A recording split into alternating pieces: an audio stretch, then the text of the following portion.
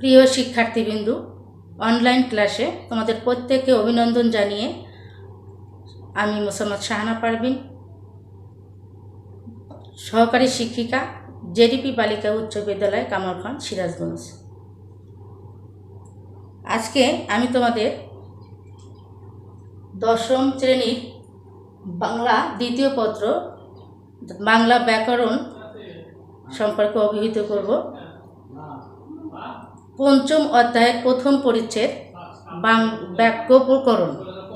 বাক্য প্রকরণ। দেখো, আমি এখানে লিখে দিচ্ছি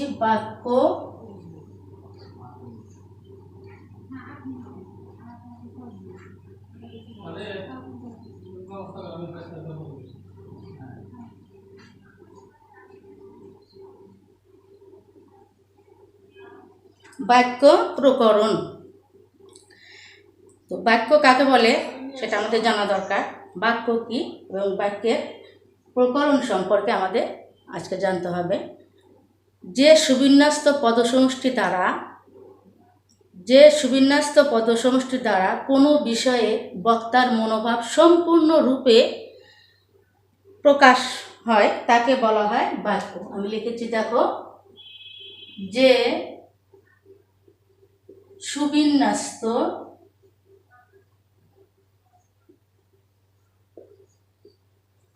পদসমষ্টি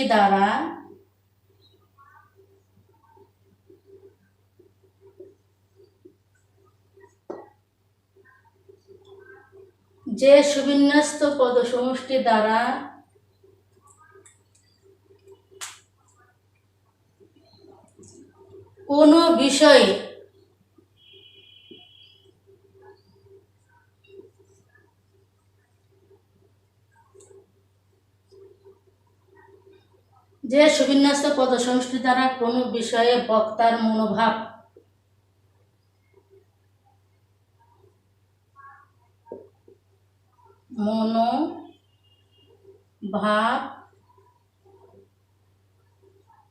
সম্পূর্ণরূপে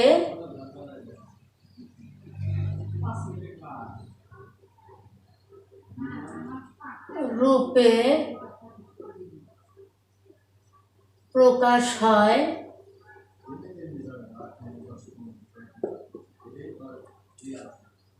তাকে বাক্য বলে। তাহলে বাক্য কাকে বলে?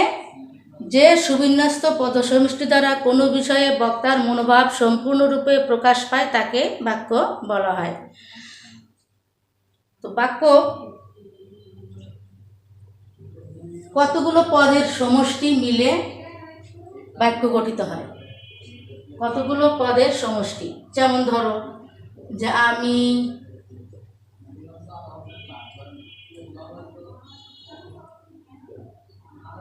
বিদ্যালয়ে কাল,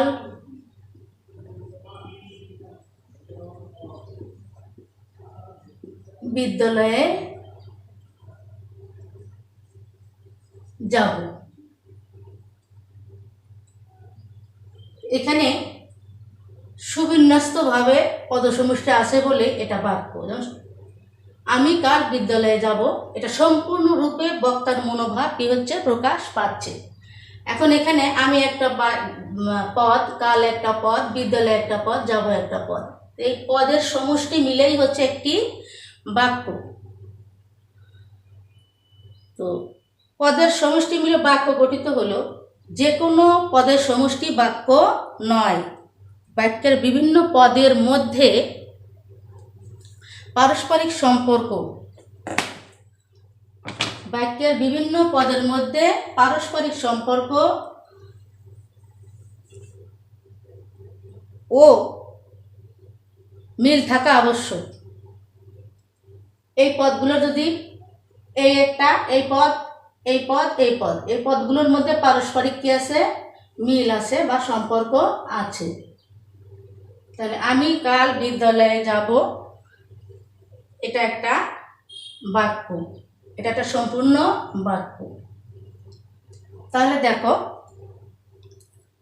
এই বাক্য যে কোনো পদসমষ্টি আবার কি হবে না? বাক্য হবে না। বাক্যের অন্তর্গত বিভিন্ন পদ দ্বারা মিলিতভাবে একটি অখণ্ড ভাব সম্পূর্ণরূপে প্রকাশ পেতে হবে, তবেই সেটা বাক্য হবে। এখন এই যে আমি বললাম কিছুক্ষণ আগে যে আমি কাল বিদ্যালয়ে যাব, এটা পদের সুবিন্যস্ত একটি বিন্যাস ঘটার কারণে এটা একটা বাক্য, আর এই পদসমষ্টি মিলেই একটা বাক্য। কিন্তু যে কোনো পদসমষ্টি কি নয়, বাক্য নয়। এখন যদি বলি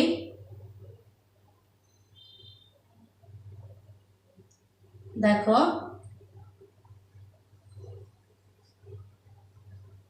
যাব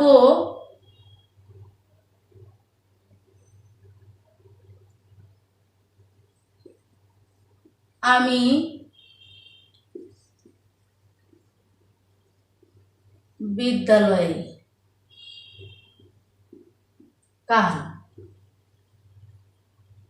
এটা শুনতে একটু কি লাগবে, অবিন্যস্ত লাগবে, বিন্যস্ত নয়। আর যাব আমি বিদ্যালয়ে কাল, তাহলে এটা সুবিন্যস্ত নয়। যে কোনো পদসমষ্টি কি হতে পারবে না, যে কোনো পদসমষ্টি বাক্য হতে পারবে না। তো ভাষার বিচারে মুছে দিচ্ছি, ভাষার বিচারে বাক্যের তিনটি গুণ বা বৈশিষ্ট্য রয়েছে। বাক্য কাকে বলে সেটা আমরা জেনেছি। ভাষার বিচারে তিনটি বৈশিষ্ট্য রয়েছে। এক নম্বর দেখো, এক নম্বর হচ্ছে আকাঙ্ক্ষা,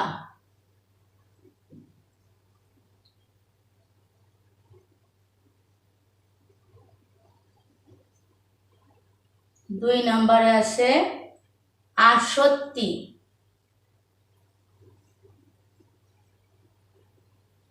আকাঙ্ক্ষা আসক্তি, তিন নম্বরে আছে হচ্ছে যোগ্যতা।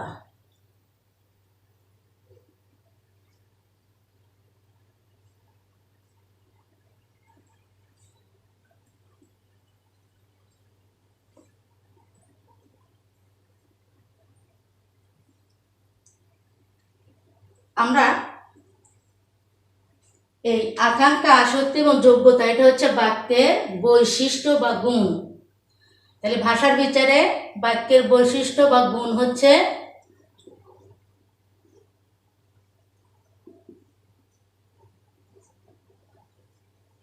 গুণ তিন প্রকার: আকাঙ্ক্ষা, আসক্তি, যোগ্যতা।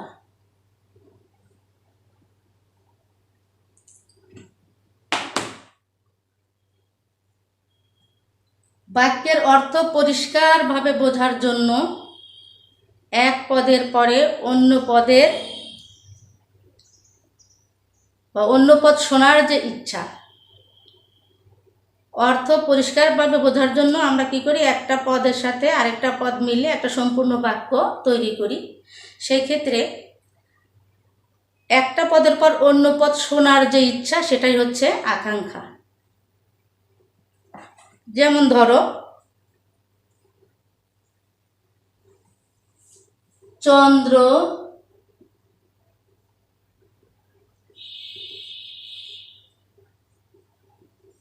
চন্দ্র পৃথিবীর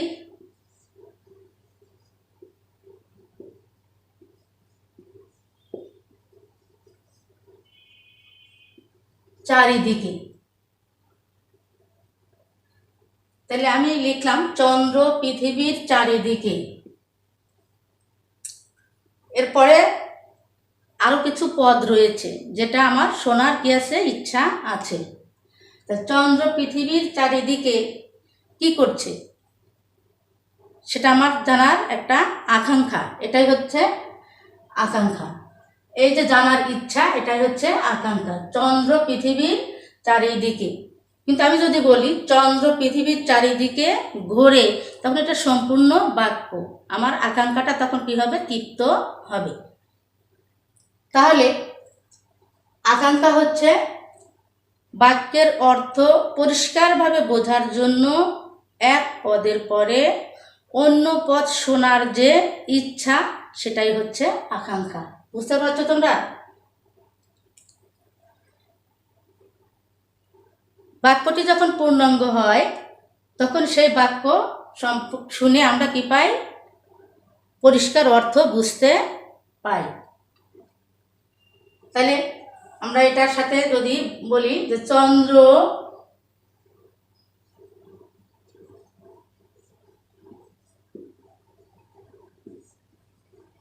পৃথিবীর চারিদিকে ঘোরে,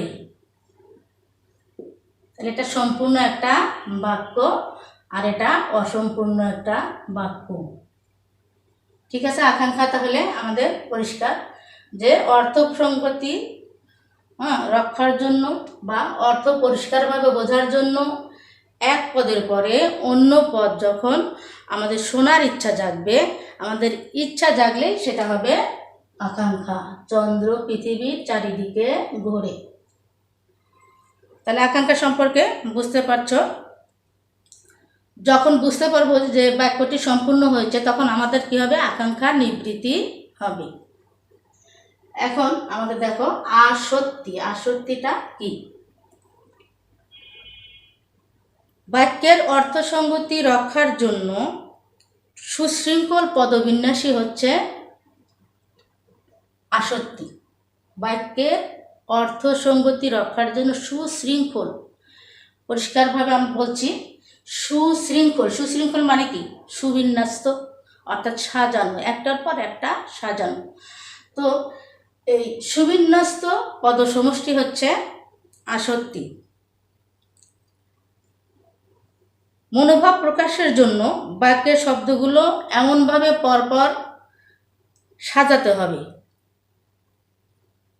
মনোভাব প্রকাশের জন্য বাক্য এমনভাবে পরপর সাজাতে হবে যাতে মনোভাব সম্পূর্ণরূপে প্রকাশ পায়। তাহলে আমি যদি বলি কাল স্কুলে বার্ষিক পুরস্কার বিতরণী উৎসব অনুষ্ঠিত হবে। আসক্তি দেখো, এটা তো গেল আকাঙ্ক্ষা।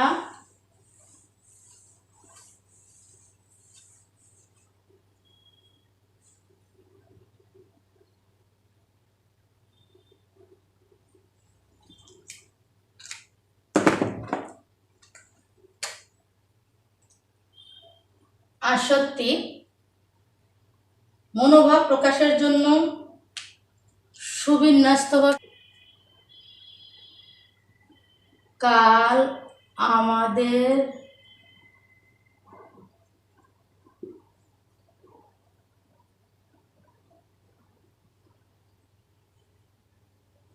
স্কুলে বার্ষিক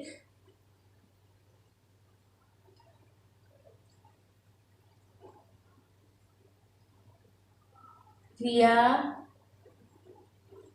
প্রতিযোগিতা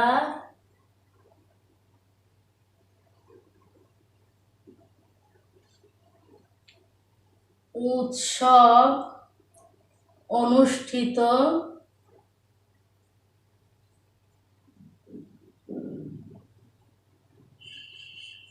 হবে। তাহলে এই যে এক একটা পদ কি হচ্ছে? কাল আমাদের স্কুলে বার্ষিক ক্রীড়া প্রতিযোগিতা উৎসব অনুষ্ঠিত হবে। এই যে পরপর সাজানো হয়েছে এবং এই সাজানো সাজানো পদের ক্ষেত্রে আমাদের মনোভাব কী হয়েছে? পরিপূর্ণভাবে প্রকাশিত হয়েছে। কাল আমাদের স্কুলে বার্ষিক ক্রীড়া প্রতিযোগিতার উৎসব অনুষ্ঠিত হবে। তো এইভাবে পরপর ক্রমাগত সাজিয়ে পরিষ্কার বোঝার জন্য আমরা এটাকে সাজাচ্ছি। এখন যদি আমি বলি দেখো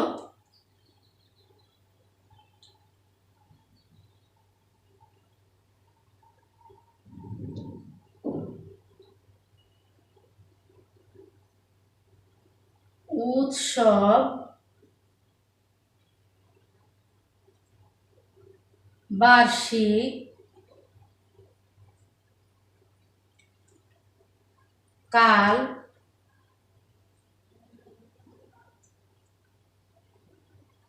আমাদের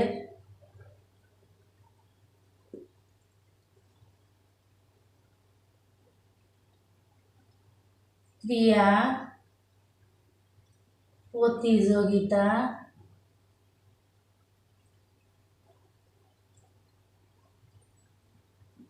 প্রতিযোগিতার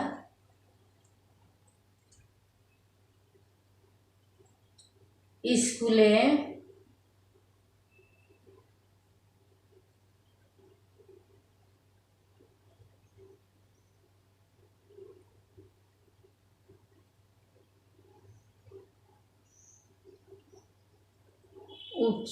অনুষ্ঠিত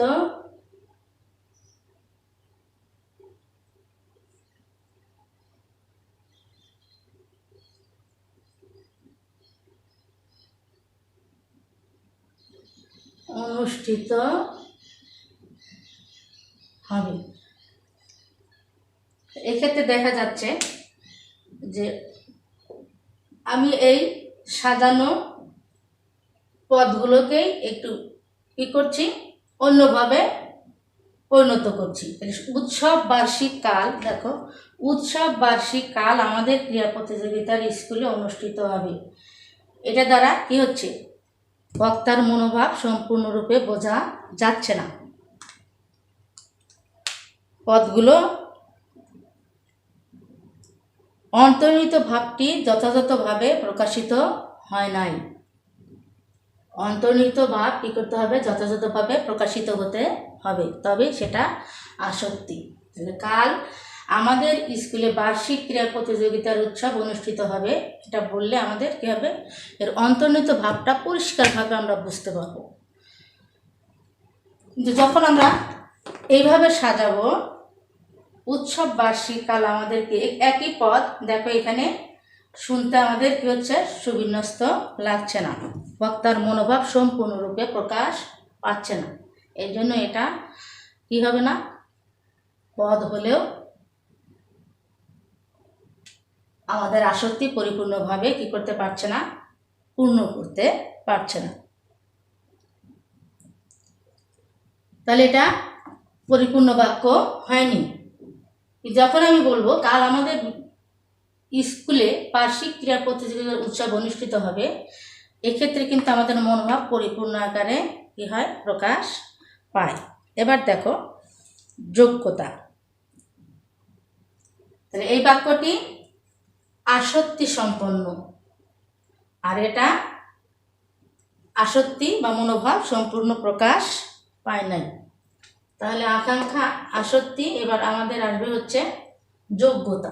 তাহলে বাক্যস্থিত পদসমূহের ভাবগত অন্তর্গত ভাবগত মিলবন্ধনকেই বলা হয় যোগ্যতা। এই ক্ষেত্রে দেখো আমি যদি বলি বর্ষায়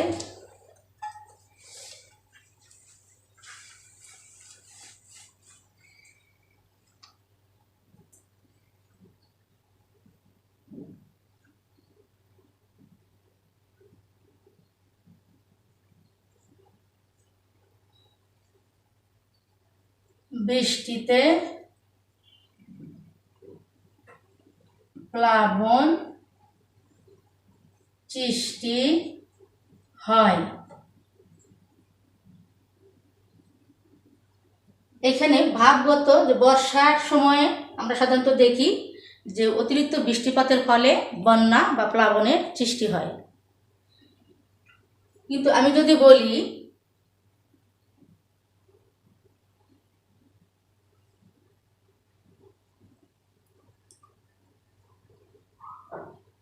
বর্ষায় রৌদ্রে প্লাবন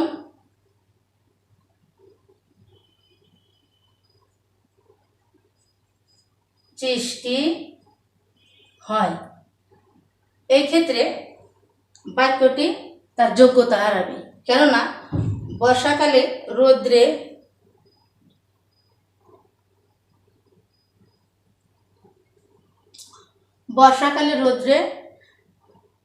প্লাবনের সৃষ্টি করতে পারে না। বা রোদ কখনো কি করতে পারে না, প্লাবন সৃষ্টি করতে পারে না। তাহলে আকাঙ্ক্ষা, আসক্তি এবং যোগ্যতা কি তোমরা কি করতে পারলে, বুঝতে পারলে। তো আশা করি ইনশাল্লাহ তোমরা বাক্যের যে গুণ বা বৈশিষ্ট্য, এই গুণ বা বৈশিষ্ট্য সম্পর্কে তোমরা কি করতে পারছো, বুঝতে পারছো। তো আজকে আমি তোমাদের বাড়ির কাজ দিয়ে দিব, বাড়ির কাজটা দিয়ে আমি তোমাদেরকে ছেড়ে দিব।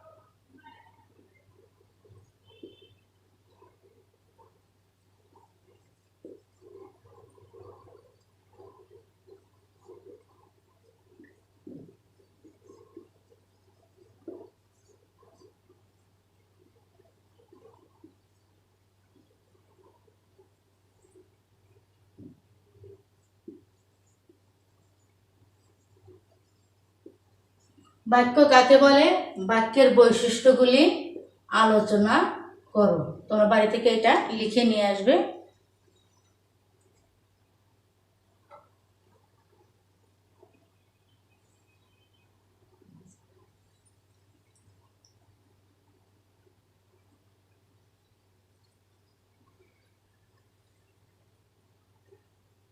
দশ মিনিট থামি, তুমি কেটে দিবে না, তুমি বলো।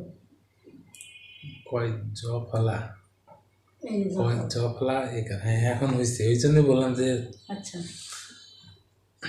এই দেখো ভেঙে রয়েছে। তোমাদের বাড়ির কাজ দিয়ে দিচ্ছি। বাক্য কাকে বলে, বাক্যের বৈশিষ্ট্যগুলি আলোচনা করো। আগামী ক্লাসে ইনশাল্লাহ তোমাদের সাথে আবারও এর ধারাবাহিকতা নিয়ে আলোচনা করব। আমরা পদের প্রকারভেদ নিয়ে আমরা কী করবো, আলোচনা করব। তো ধন্যবাদ সবাইকে, তোমরা পড়ালেখা ঠিকমতো করবে।